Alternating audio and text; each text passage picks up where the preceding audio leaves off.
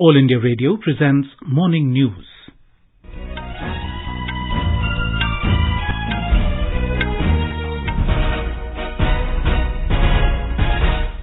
Good morning. I'm Sunil Verma and with me is VC Pramod. The headlines. Cabinet approves interest subvention of 1.5% per annum on short-term agriculture loan up to 3 lakh rupees to ensure adequate credit flow to farmers. Home Ministry says no directions given to provide EWS flats to Rohingya illegal migrants at Bakkarwala in New Delhi. Bangladesh Prime Minister tells United Nations that Myanmar must take back Rohingyas. DGCA asks airlines to enforce COVID protocol and take strict action against violators. Jammu and Kashmir Police recovers arms and ammunition dropped by Pakistani drone in Top village near international border. Indian Coast Guard rescues 14 fishermen from distressed boat off Daman coast. At least 21 people killed and more than 40 injured in massive explosion at a mosque in Afghan capital, Kabul. And in cricket, India to take on Zimbabwe in first ODI of 3-match series in Harare today. Cabinet has approved interest subvention of 1.5% on short-term agriculture loan up to 3 lakh rupees. Briefing media after the Cabinet meeting in New Delhi, Information and Broadcasting Minister Anurag Thakur said the decision has been taken to ensure adequate credit flow in agriculture sector. He said the interest subvention of 1.5% will be provided to lending institutions by the government. This increase in interest subvention support requires additional budgetary provisions of 34,856 crore rupees for the period of 2022-23 to 2024-25 under the scheme. जून जुलाई महीने में अगर आप देखेंगे तो 2-3 बार लगातार RBI ने repo rate में बढ़ोतरी की, एक बार 40 पॉइंट की फिर 50 पॉइंट्स की, तो इसका प्रभाव किसानों को ज्यादा ब्याज देने पर न करना पड़े या फिर बैंक जो किसानों को 7% पर ब्याज दर पर पैसा देते हैं उन पर बोझ ना पड़े, तो भारत सरकार ने निर्णय लिया है कि 1.5% इंटरेस्ट सबवेंशन अपनी ओर से देगी और 34,856 करोड़ रुपया इसके लिए हम उपलब्ध करवाएंगे. The government also approved enhancement of the limit of emergency credit line guarantee scheme by 50,000 crore rupees for travel, tourism and hospitality sector.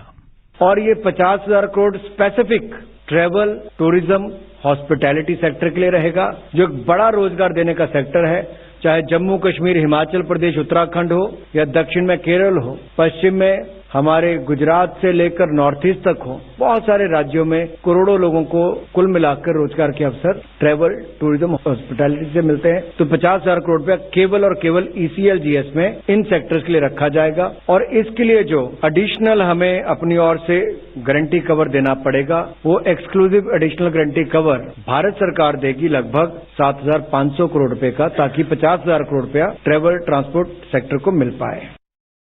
The minister said the cabinet also approved providing access to the traditional knowledge digital library database to users including patent applicants and researchers. The cabinet was apprised of the signing of contract between the Organization for Economic Cooperation and Development France on behalf of the International Transport Forum and the Technology Information Forecasting and Assessment Council India. The contract has been made to support the International Transport Forum activities on the Indian transport sector. It was signed on the 6th of July this year.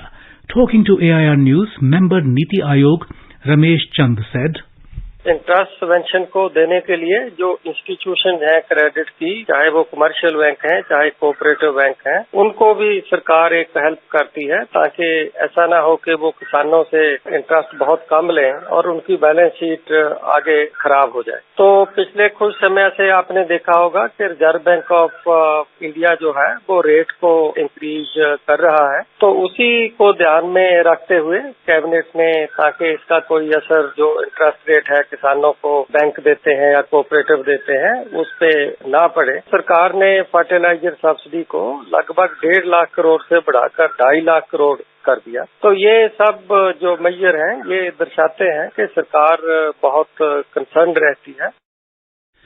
The Home Ministry has clarified that it has not given any directions to provide EWS flats to Rohingya illegal migrants at Bakkarwala in New Delhi. The Delhi government proposed to shift the Rohingyas to a new location. The Home Ministry said in a release that it has directed the Delhi government to ensure that the Rohingyas, the illegal foreigners, will continue at their present location at Kanchan Kunj and Madanpur Khadar, as the Home Ministry has already taken up the matter of deportation of illegal foreigners with the concerned country through the Ministry of External Affairs. It said illegal foreigners are to be kept in the detention centre till their deportation as per law. The Delhi government has not declared the present location as a detention centre, and they have been directed to do it immediately. Bangladesh's Prime Minister Sheikh Hasina told a visiting UN official that hundreds of thousands of Rohingya refugees living in camps in Bangladesh must return home to Myanmar. Sheikh Hasina made the comment to UN High Commissioner for Human Rights Michelle Bachelet in Bangladesh's capital Dhaka yesterday. Bachelet arrived in Dhaka on Sunday and visited Rohingya camps in Cox's Bazar district near the border with Myanmar. In 2017, more than 7 lakh Rohingyas fled to Bangladesh when the Myanmar military launched an operation against them following attacks by a rebel group. The safety situation in Myanmar has worsened following a military takeover last year. Currently, Bangladesh is hosting more than 10 lakh Rohingya refugees. As COVID-19 cases start to rise again, Directorate General of Civil Aviation, DGCA, has asked airlines to keep a check on mask violators. Airlines have been advised to ensure that passengers are wearing face masks properly throughout the journey and ensure proper sensitization of the passengers through various platforms. The DGCA said that the airline can take strict action against the passenger not complying. Civil Aviation Regulator also said that surprise inspections will be carried out at airports and on airlines and passengers. The DGCA also asked airport operators to seek local police and security agencies' help and levy fines on people not wearing face masks. Labour and Employment Minister Bhupender Yadav has exhorted Employees State Insurance Corporation ESIC to focus on fulfilling Prime Minister Narendra Modi's vision of Swasthya Se Samriddhi by bridging the gap between policy and execution. He stressed that ESIC should work towards the collective goal of welfare of the poor and through capacity building at individual and institutional level. Addressing the 2-day Chintan Shivir organized by ESIC at Surajkund in Haryana, Mr. Yadav said that the reforms in ESIC service delivery mechanism have started through a series of pro-worker initiatives, and ESIC is committed to serving the poor in a big way. Our correspondent reports that several topics related to ESI coverage in medical education, capacity building and motivation, infrastructure, coordination and preventive health and occupational diseases were discussed during the first day of the Chintan Shivir. Uttarakhand Chief Minister Pushkar Singh Dhami launched Agniveer recruitment under the Agnipath scheme at Kotdwar in Pauri district yesterday. He said that the state government will provide employment to the Agniveers who completed their tenure under the Agnipath scheme. The Chief Minister said that the central government has started the scheme in the interest of the youth, and this scheme will prove to be meaningful for every youth. He said that the Agnipath scheme has been supported by everyone, from the youth of the state to the ex-servicemen. Meanwhile, the Chief Minister also honoured the ex-servicemen and families of the martyrs. Under the Agnipath scheme, Agniveer recruitment rally will start on August the 19th for 7 districts of the Garhwal division in Kotdwar. About 70,000 youth have registered for this. A 2-day regional conference on administrative reforms will be held in Itanagar today. Minister of State for Personnel, Public Grievances and Pensions, Dr. Jitendra Singh, and Chief Minister of Arunachal Pradesh, Pema Khandu, will inaugurate the event. The conference is an effort to bring the government and citizens closer through various administrative reforms at the centre, state and district levels. The conference is dedicated to the region of the northeastern states and eastern states of India. More than 300 delegates from Pan-India are expected to participate in the conference. Government has said that 500 cities across India have declared themselves as Safai Mitra Surakshit Shehar. These cities were able to achieve adequacy in terms of institutional capacity, manpower and equipment norms as stipulated by the Ministry of Housing and Urban Affairs and are providing safe working conditions for Safai Mitras. The ministry said Urban India has recommitted itself towards ensuring the safety, dignity and security of all sanitation workers or Safai Mitras. The Safai Mitra Surakshit Shehar declaration done by 500 cities aligns with Swachh Bharat Mission's Urban's long-standing goal of promoting sustainable sanitation practices and acting as a catalyst for the transformation of every manhole into a machine hole. Over the past 75 years since independence, India's largest public service broadcaster, All India Radio, has been the proverbial storyteller for the 1.3 billion citizens across the country.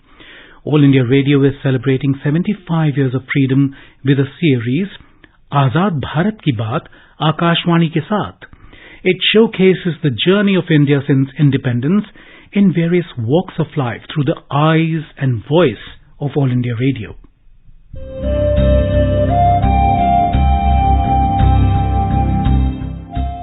Azad Bharat Ki Baat, Akashvani Ke Saath, reliving the journey of India since independence over the last 75 years with All India Radio. Starting 15th August, the series will be broadcast on All India Radio, 100.1 FM Gold Channel, primetime news bulletins and across all its platforms. Tune in to stay updated with All India Radio. In today's episode, we bring you the magical moments of the very first Republic Day celebrations in the country.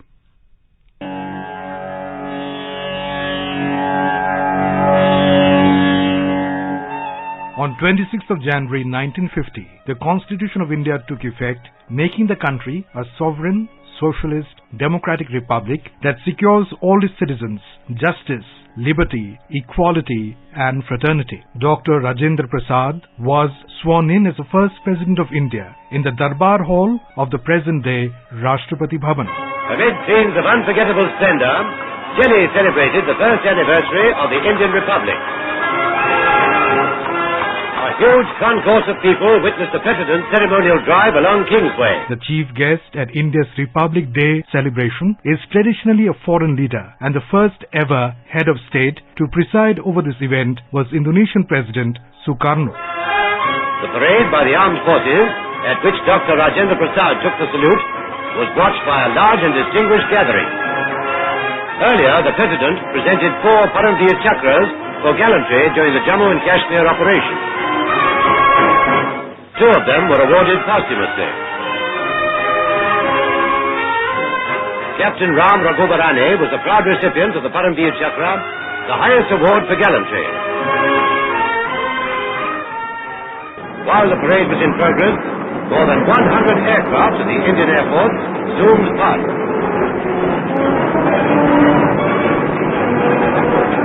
Flying in formation, they dipped in salute to the accompaniment of cheers from the assembled crowd. 26th of January was chosen as the date for Republic Day, as it was on this day in 1930, Declaration of Indian Independence was proclaimed.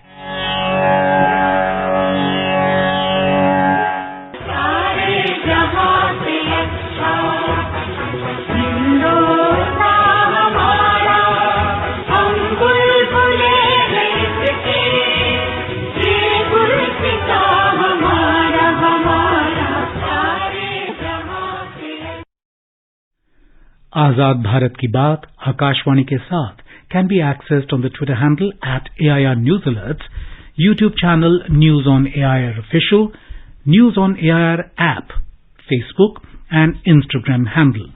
So tune into All India Radio News for Azad Bharat Ki Baat, Akashvani Ke Saath. You are listening to the morning news on All India Radio. A reminder of the headlines before we move on. Cabinet approves interest subvention of 1.5% per annum on short-term agriculture loan up to 3 lakh rupees to ensure adequate credit flow to farmers. Home Ministry says no directions given to provide EWS flats to Rohingya illegal migrants at Bakkarwala in New Delhi. Bangladesh Prime Minister tells United Nations that Myanmar must take back Rohingyas. DGCA asks airlines to enforce COVID protocol and take strict action against violators. Jammu and Kashmir police recovers arms and ammunition dropped by Pakistani drone in Top village near international border. Indian Coast Guard rescues 14 fishermen from distressed boat off the Daman coast. At least 21 people killed and more than 40 injured in massive explosion at a mosque in Afghan capital Kabul. And in cricket, India to take on Zimbabwe in first ODI of 3-match series in Harare today. For quick news updates around the clock, follow us on Twitter at AIR News Alerts. मुट्ठी भर अंग्रेज और हमारे विशाल देश पर राज करने का स्वप्न देख रहे हैं, पर हम इनके स्वप्न को चकनाचूर कर देंगे। निकल पड़े स्वाधीनता के पथ भाले, स्वतंत्रता संग्राम की सुनी अनसुनी कहानियों के साथ स्वराज हर रविवार रात 9 बजे डीडी नेशनल पर। अपने बिजनेस को बढ़ाने के लिए लीजिए आकाशवाणी का सहयोग और दीजिए उसे बुलंदियों के पंख। आपका बिजनेस लोकल है या राष्ट्रीय, आकाशवाणी देती है उपभोक्ताओं तक पहुंचने का हर विकल्प। और अब तो आप घर, दफ्तर या दुकान पर बैठे बैठे कर सकते हैं आकाशवाणी के किसी भी केंद्र के लिए विज्ञापनों की बुकिंग। आकाशवाणी के विभिन्न चैनलों पर विज्ञापन देना सुलभ और सस्ता। बुकिंग है तो संपर्क करें 8700014242 पर। 8700014242। Jammu and Kashmir police has recovered arms and ammunition dropped by a Pakistani drone in Top village near the international border. Police said a case was registered on February the 24th this year at Arnia police station regarding recovery of arms and ammunition dropped by a Pakistani drone. One accused belonging to Jammu made revelations that a Pakistani prisoner handler, Muhammad Ali Hussain alias Qasim, has been instrumental in drone droppings and is the main operative of Lashkar-e-Taiba, LAT and Al-Badr. Police said during sustained questioning the accused confessed to his role in the Arnia weapon drop case and also disclosed 2 locations where the arms and ammunition dropped by the drone have been concealed. Subsequently, police recovered a packet of arms, ammunition and explosives in Tof village in Phalian Mandal area near the international border. An AK rifle, magazines, 40 AK rounds, a star pistol, pistol rounds and Chinese small grenades were recovered from the packets. Indian Coast Guard successfully rescued 14 fishermen from a distressed boat off the coast of Daman in the Union Territory of Daman and Diu yesterday.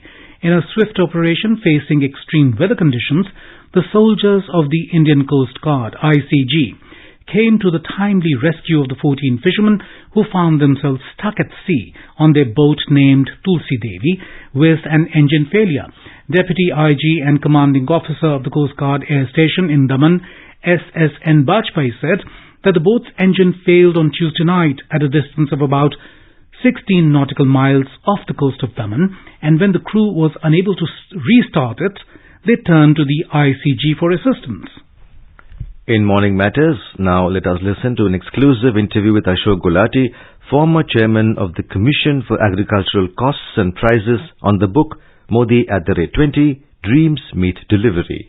Professor Gulati, it's interesting, this book, Modi @20, Dreams Meet Delivery. And you have written this chapter on agriculture, the success story of agriculture in his tenure as a Gujarat Chief Minister, and then as Prime Minister, you have analyzed his tenure at national level also. So, Professor Gulati, your chapter title is Agriculture Good but Can Be Better. Can you throw some light on this theme of your chapter? Modi ji's tenure as Chief Minister of Gujarat, that I would term as an agrarian miracle, because if we take the base of 2001-2, because he came into power in 2002, and 2001-2, if we take the base and go up to 13-14, you find that agriculture in Gujarat grew at the rate of 9.2% per annum. This is nothing short of a miracle. As you said that Gujarat gives a very good growth in that tenure, 9.2%, and that is a very big thing in agriculture. So what kind of strategy or the initiative taken by Mr. Modi in his tenure as a Chief Minister to get this kind of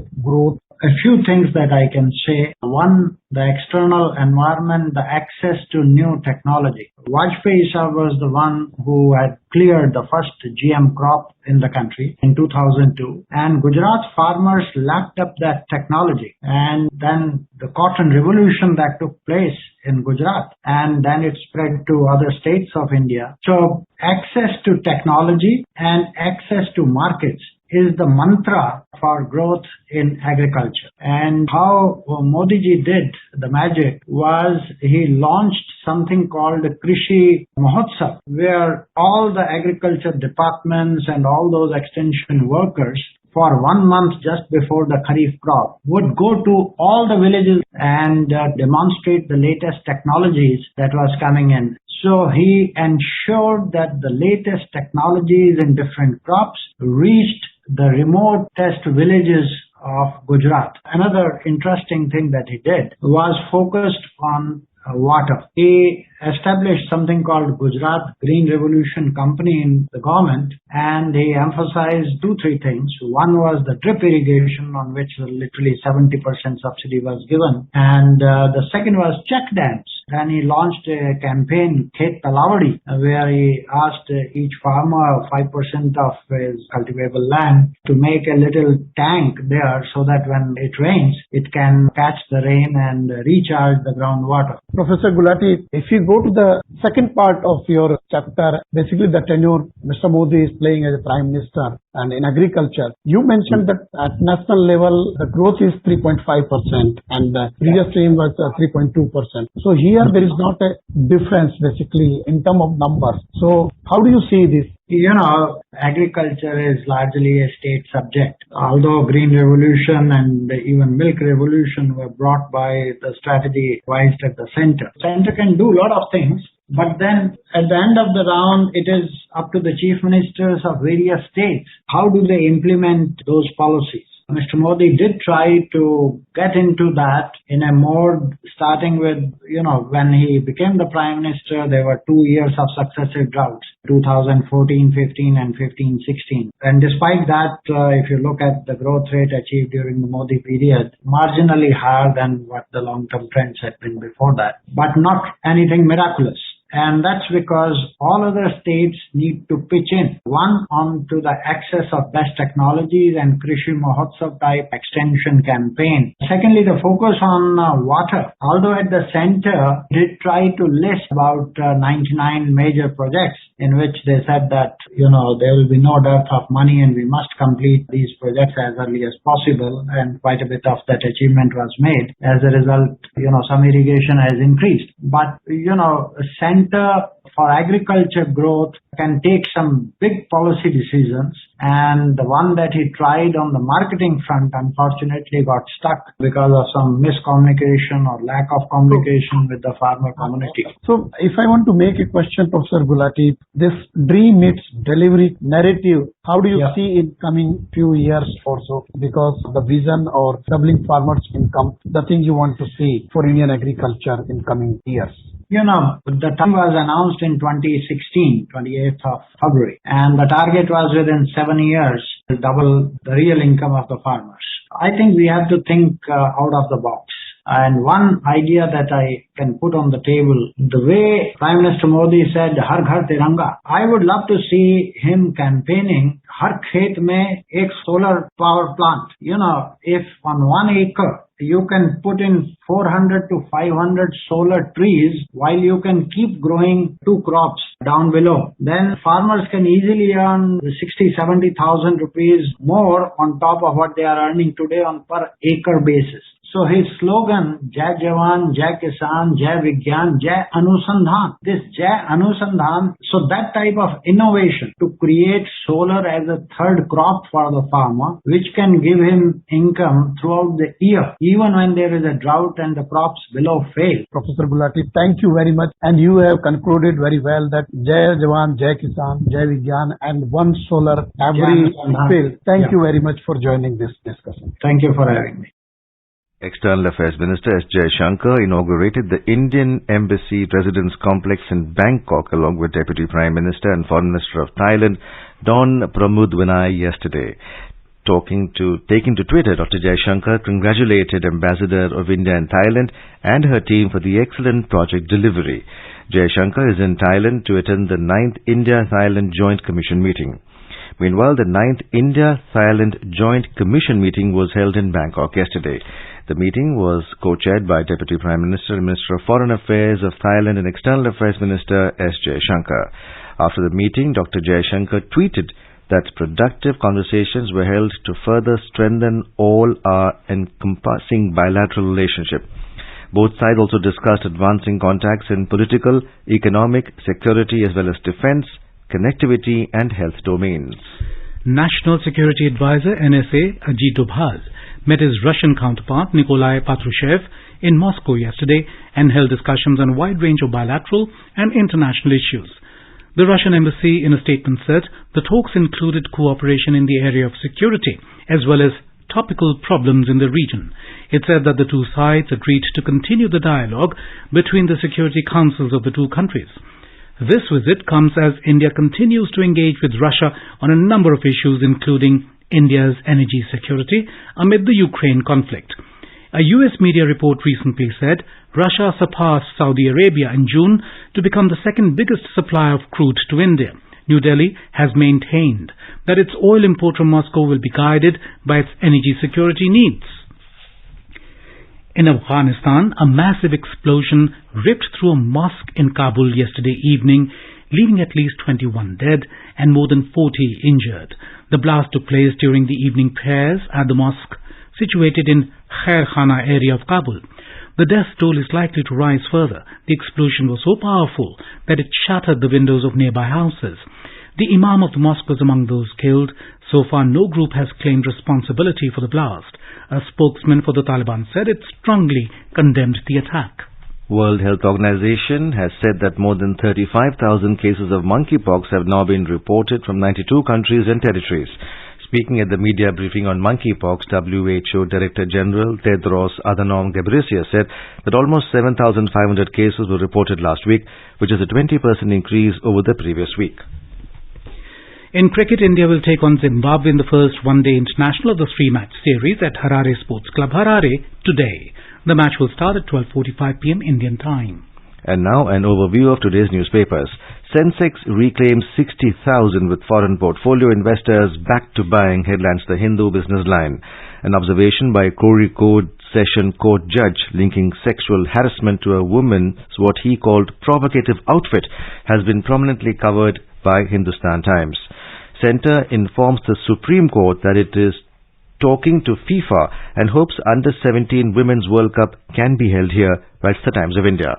Is lumpy skin disease spreading, asked the Tribune, after 50 carcasses of pigs, dogs, cows and buffaloes were found in the last 4 days in 2 Rohtak canals. A Sikh held with a crossbow in the grounds of Windsor Castle on Christmas Day last year has been charged with a plot to kill the Queen, reports the Asian Age. The Pioneer reports that Bihar Law Minister faces arrest for abduction. Nitish Kumar has been quoted in the paper as saying that he is not aware of any such case. And finally, The Hindu reports that actress Jacqueline Fernandez has been charged by the Enforcement Directorate in a money laundering case. And now, before we end the bulletin, the headlines once again.